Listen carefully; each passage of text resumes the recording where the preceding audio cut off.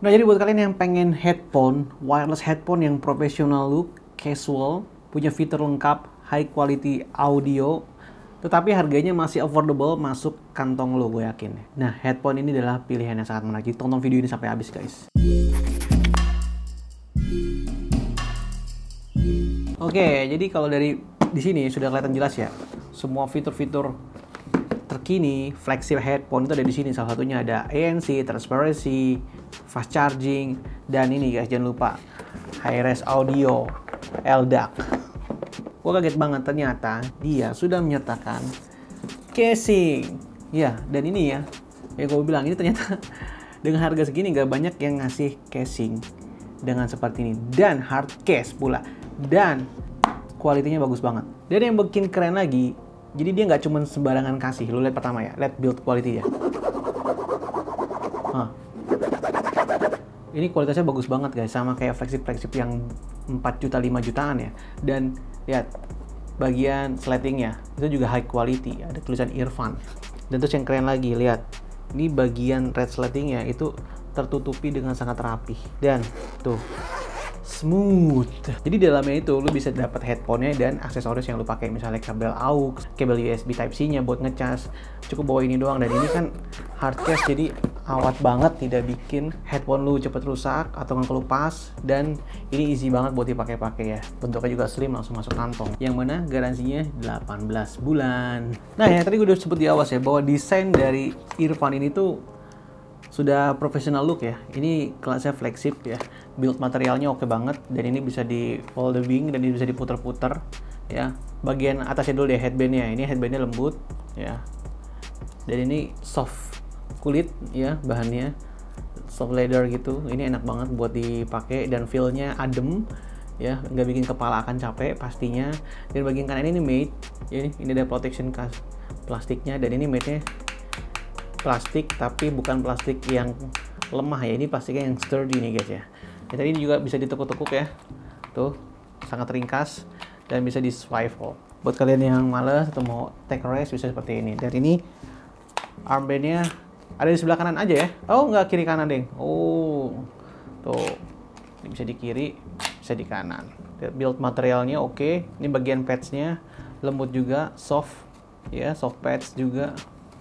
Wow ya, ini lembut, punya 5 mikrofon di sini guys ya. Headphone yang punya ANC, punya transparency, itu udah wajib punya mikrofon yang banyak ya. Makin banyak makin bagus ya. Di sini ada sikletan yang satu dan ada di dalamnya katanya, dan ini juga ada tuningnya atau air circulation-nya juga di sini ya. Di bagian kanan ini ada tombol power ya, yang mana fungsi bisa play and pause juga.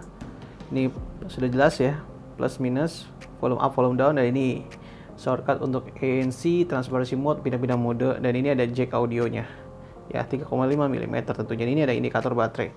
Bagian kiri itu ada port dan power USB. Sorry ya, ini kayaknya mikrofon ya. Nah, feel menggunakan dulu ya, gue mau ceritain feel menggunakan headphone ini. Oke, karena gue udah coba beberapa hari pakai headphone ini feel-nya enak banget. Seperti yang gue bilang tadi di awal ya, dia tuh si padnya dingin, lembut gitu. Jadi kalau lu ruangan yang ber-AC itu mudah mentransfer panas ke dingin ya, jadi cepet dingin.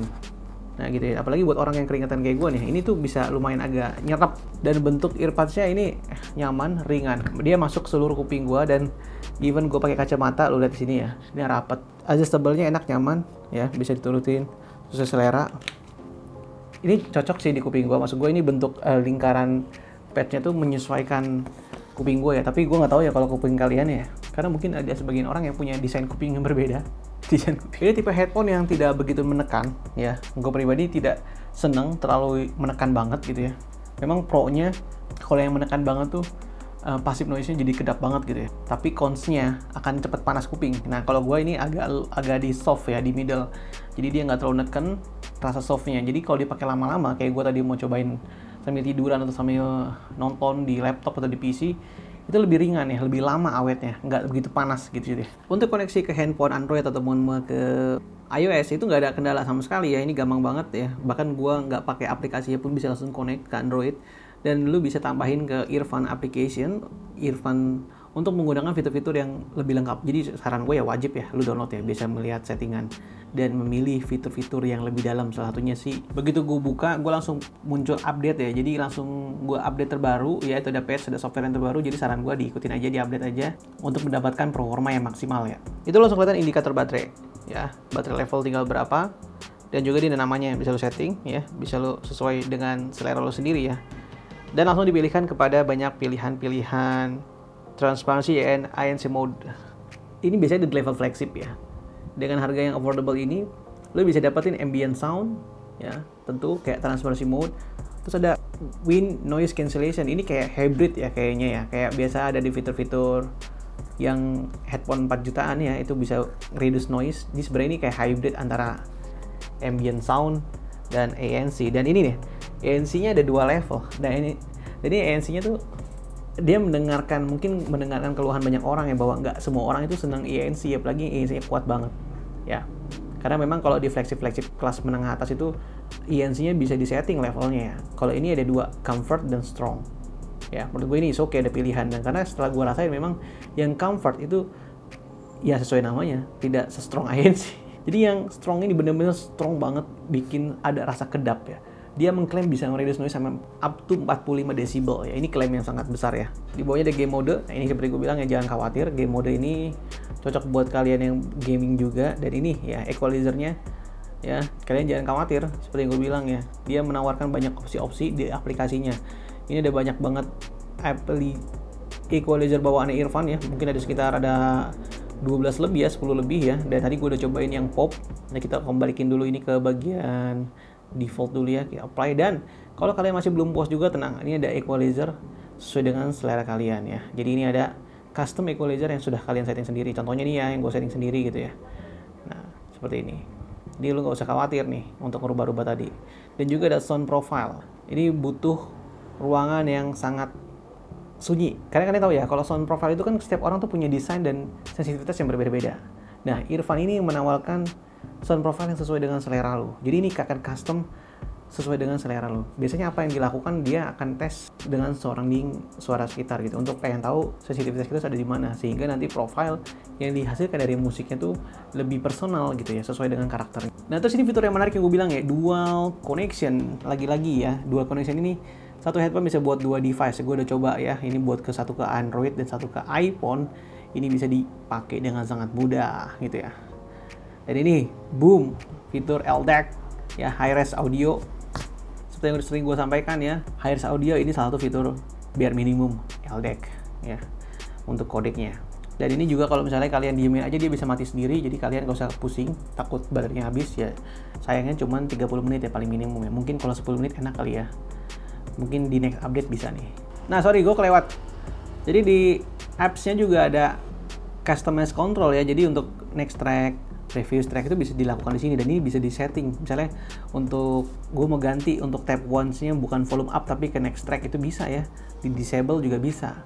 Atau lu panggil langsung ke Siri, atau lu mau panggil Google Gemini gitu ya, itu bisa. Nah, ini makanya gue bilang harus download biar enak gitu ya. So, kita langsung masuk ke fitur si headphone-nya sendiri. Microphone-nya sendiri harus bagus ya di setiap headphone gitu ya. Apalagi headphone yang pro seperti ini gitu ya. Dan gue udah coba di beberapa case untuk telepon video call, telepon secara langsung. Gue nggak nemu suatu kendala dalam penerimaan ya. Suaranya sangat bagus ya. Dan lawan bicara gue nggak ngomong komplain sama sekali. Dan suara recordingnya juga sudah gue coba di outdoor dan sudah dicoba di indoor yang sunyi ya. Di dalam ruangan, dan lu sendiri yang menilai kualitas mikrofonnya seperti apa ya. Keren. Kalau kita pakai headphone untuk jogging, untuk lari, itu sebenarnya sangat berbahaya. Kecuali lu punya fitur yang gua aktifin sekarang, transparency mode. Jadi gue masih bisa ngedengerin surrounding di sekitar ya. Untuk lu jalan kaki, olahraga, nge-gym, atau ngobrol sama orang. Dan ini suara mikrofonnya sekalian gue coba tes ya, dibandingkan dengan background suara noise berisik ya, dibandingkan kamera ini. Menurut kalian bedanya gimana? Ya, noise-nya, nah gimana surrounding-nya gitu ya. Nah, ini perbandingan kayak kita menggunakan mikrofon dari si Irfan headphone ini. Suara aku kedengeran nggak? Suaranya kedengeran. Kenceng banget ngomong aku? Enggak, biasa aja. Biasa aja. Nah, dibandingkan dari iPhone ini, di compare dengan mikrofon dari ini, mana yang lebih bagus suaranya? Sekarang aku direkam si Android ya, untuk pengen tahu hasil dari mikrofon yang keluar dari MP3 ini. Jadi yang lumayan mengejutkan adalah pertama powernya. Powernya itu ada sedikit di atas standar gua. Jadi gua kalau pakai denger ini enaknya di 80% gitu ya untuk mendengarin musik. Dan itu powernya pertama. Dan separasinya menurut gue ini tidak terlalu luas ya, agak sedikit rapat. Dan surprisingly, bassnya tuh tidak bass yang besar banget. Jadi tidak bass yang boomy ya. Dan menurut gue untuk vokalnya itu dia agak sedikit kurang detail di bagian low midnya gitu ya. Jadi flat nih gitu, flatnya tapi flatnya naik gitu ke atas gitu ya. Tadi ya seperti gue bilang di awal, gue udah rubah ini defaultnya, gue ganti ke equalizer yang pop untuk masuk ke selera gue gitu ya. Harry Styles memang lagunya As It Was itu kan emang agak sulit ya menurut gue. Treble ya, gue coba di musik Blaxploitation ya, dan itu gue ngerasa dia tidak terlalu ngecering gitu ya, seperti ada bagian midi gitu masuk di bagian bass gitu ya. Jadi lu harus masuk ke volume yang gede buat ngerasa ngecering gitu ya. Dan lagi-lagi saran gue lebih baik lu coba sendiri dengan equalizernya ya, biar dia cocok sesuai dengan selera lu gitu ya. Dan ini cocok banget kalau misalnya lu dengerin musik-musik terkini gitu, kayak gue contohin lagunya Euphoria ini yang dari Kendrick Lamar. Nah itu tuh cocok yang model-model seperti ini, artinya dia mengemphasize bagian vokal yang maju ya. Jadi kalau secara default itu cocok buat kalian yang sedang musik-musik yang separasinya tidak terlalu banyak gitu, banyak pop-pop terkini, musik-musik hip hop gitu ya, mendahulukan atau memforward separasi musik yang tidak terlalu banyak gitu ya. Bassnya terasa oke gitu ya, karena dia itu tidak punchy banget gitu ya. Makanya gue bilang ini keren ya, dia punya equalizer yang bisa disesuaikan dengan selera lo, ngebass boost atau lebih yang profile lebih netral. Nah itu bisa pakai. Sekarang yang mau gue bahas adalah ketika ENC-nya. Nah ini yang surprisingly very good lagi, over my expectation ya. Ternyata untuk ENC-nya sangat baik ya, apalagi yang strong itu benar-benar mampu nge-reduce noise-nya sangat besar. Dan senangnya lagi kita ada mode comfort yang lebih turun ya di sebelahnya, itu yang bisa gue sendiri lebih tahan lama ya kalau kita pakai yang comfort gitu ya, dibandingkan dengan yang strong tombol ini ya. Jadi dia bisa pindah-pindah, kita pencet ke mode normal, mode ke ambient sound gitu ya, ambient soundnya juga, atau transparency mode ini juga lumayan oke. Ini memang tidak seperti Pro yang 4 jutaan gitu ya, tapi ini mendekati ya. Dan gue masih bisa ngobrol ya dengan lawan bicara juga. Gue masih bisa, misalnya kalau gue ke cafe, gue tetap dengerin musik tapi gue pakai transparency mode, itu masih bisa kedengaran dengan lawan bicara ya, itu masih bisa gue pakai. Dan ketika untuk olahraga, misalnya buat kalian yang suka naik sepeda, itu kemarin kita punya berita yang sangat menyedihkan ya, bahwa ada orang ketabrak pakai headphone gitu, pakai TWS. Karena mungkin menurut gue itu nggak punya transparency mode ya, karena sebaiknya kalau lo sedang jogging di pinggir jalan, itu sebaiknya lo punya awareness yang tinggi ya, headphone-nya dilepas, TWS-nya dilepas, atau aktifkan fitur transparency mode, karena menurut gue itu lebih meningkatkan, mengamplify kondisi sekitar, yang mana ini mampu untuk itu. Jadi gue udah coba jalan-jalan di pinggir jalan ya, ini awareness kita terjaga. Jadi yang gue suka adalah di wind noise cancellation, ini kayak hybrid ya, in between, mengamplify suara sekitar gitu ya. Nah lalu gimana untuk gaming mode?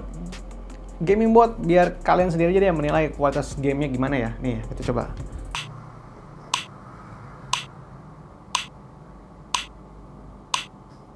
Nah, boom. Nah ingat ya, kalau gaming mode nya aktif, biasanya si Bluetooth audio quality-nya itu akan enggak ding. Dia tetap di LDAC ya. Wow. Lihat ya, ada perubahan di bawah 300 millisecond. Sekali lagi. Ya, di 200-300 memang ada perubahan ya, dari 380 atau 400 millisecond ke bawah. Yang mana itu untuk standar gaming, TWS pada umum itu di atas standar, itu cukup bagus ya. Biasanya kan average itu yang gue temuin di TWS standar itu cuma 500 millisecond ya, atau setengah detik. Nah ini tadi dapat 388. Ketika gaming modenya diaktifkan itu turun ke 200-an gitu ya, atau jadi di bawah 300 gitu ya. Jadi memang seperti gue bilang, saran gue untuk kalian senang main game, aktifkan aja nggak apa-apa mode gaming mode-nya gitu ya. Nah gue mau ngasih tahu juga nih untuk kualitas baterai, ini yang mau gue sampaikan. Pertama, dia itu udah support fast charging, 10 menit lo cas, itu bisa 10 jam dengerin musik. Dan menariknya lagi, secara total, dan tadi gue udah beberapa hari ya, 4 hari, 3 hari pakai headphone ini ya, untuk ngedit, dengerin musik, sambil main game sedikit. Baterainya 80%, baru berkurang 20% dari awal gue pakai dan gue unboxing.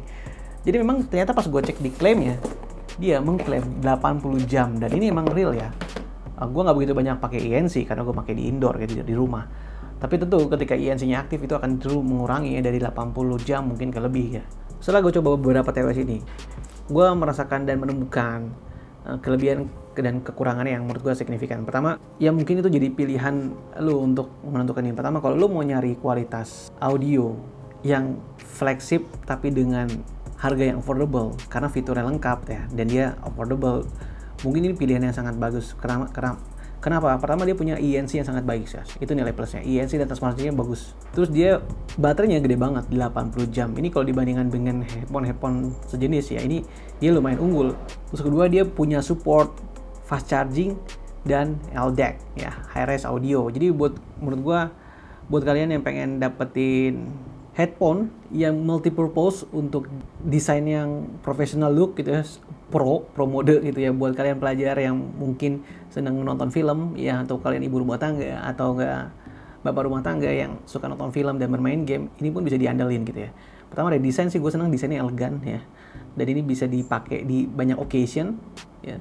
Terus juga microphone yang oke, dipakai lari-lari dan nyaman, itu yang paling penting. Dan juga yang menurut gue impresif adalah dia phone-nya banyak dapat penghargaan ya dari CNN, Best of Finalist ya. Dan di Soundguys juga dia dapat headphone yang paling worth it di bawah 1 jutaan ya dari si Soundguys ya. Buat kalian yang mungkin senang dengerin audio, pasti kalian tahu Soundguys ya, dan gue juga ikutin dia gitu ya. Dan dia bilang ya memang ini sangat affordable dengan fitur seperti ini ya. Budget best audio yang levelnya flagship ya di bawah 1 jutaan, mungkin ini bisa jadi pilihan kalian juga guys ya. Karena jangan lupa juga Earphone juga bawa garansi 18 bulan. Jadi buat kalian yang di Indonesia nggak perlu khawatir ya, ini terproteksi dengan nyaman. Mungkin yang gue rasain dia agak sedikit kurang seandainya aja gitu ya, dia punya touch control ya di bagian sini gitu ya. Walaupun sebenarnya ya enak juga sih tombol ini ya gitu. Dan auto pause mungkin ya. Mungkin fitur auto pause dari headphone ini bisa menambah nilai. Tentu harganya pasti jadi naik ya, jadi nggak affordable lagi gitu ya. Karena memang sebenarnya kalau di harga segini juga fitur auto pause nggak ada yang punya ya, karena perlu nambah proximity lagi di sini dalamnya. Headphone yang ternyata banyak penghargaan ya di CES 2024 kemarin, akhirnya bisa masuk Indonesia dan lu bisa pilih resmi ini di e-commerce Indonesia manapun, di official store tentunya ya, Earphone di Tokopedia, di Shopee, dimanapun sesuai selera lu, dan pastikan resmi supaya dapat garansi 18 bulan. Segitu dulu dari gua, sampai jumpa di video yang lain. Bye bye. Boom.